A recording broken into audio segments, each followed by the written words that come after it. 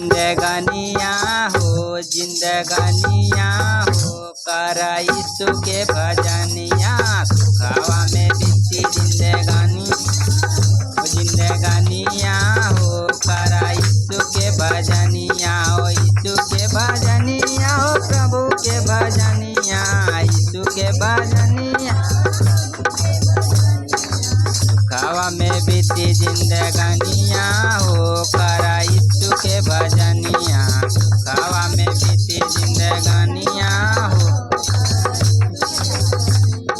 प्रभु के भजनिया। हो प्रभु के भजनिया।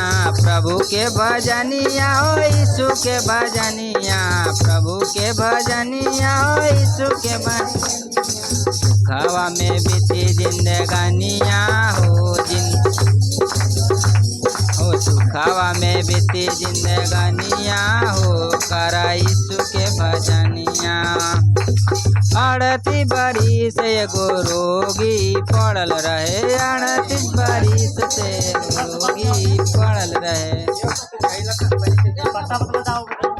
चंगा भइले प्रभु के चरनिया हो करा प्रभु के भजनिया। चंगा भइले प्रभु के चरनिया हो करा प्रभु के भजनिया। प्रभु के भजनिया हो यीशु के भजनिया। प्रभु के भजनिया हो यीशु के भजनिया।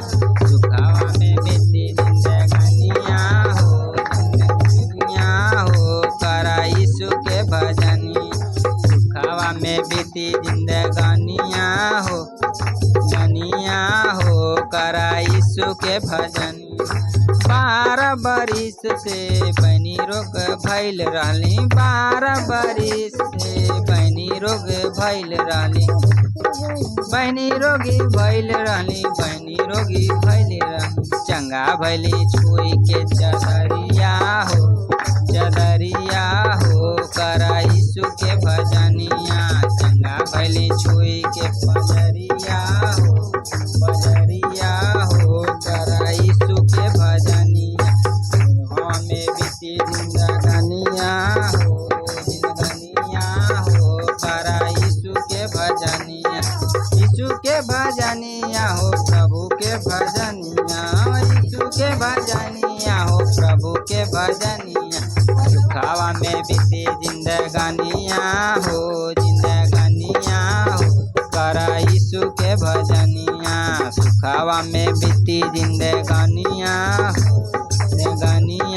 हो करा यीशु के भजनिया। 4 दिन से लाजर मरल रहले। 4 दिन से लाजर मरल रहले। जिंदा भइले सुन के बचनिया हो करा यीशु के भजनिया। जिंदा भइले सुन के बचनिया हो करा यीशु के भजनिया। हो यीशु के भजनिया हो प्रभु के भजनिया। यीशु के भजनिया हो प्रभु के भजनिया। सुखावा में बीती जिंदगानिया हो करा यीशु के भजनिया। सुखावा में बीती जिंदगानिया हो करा यीशु के भजनिया। हालेलुया।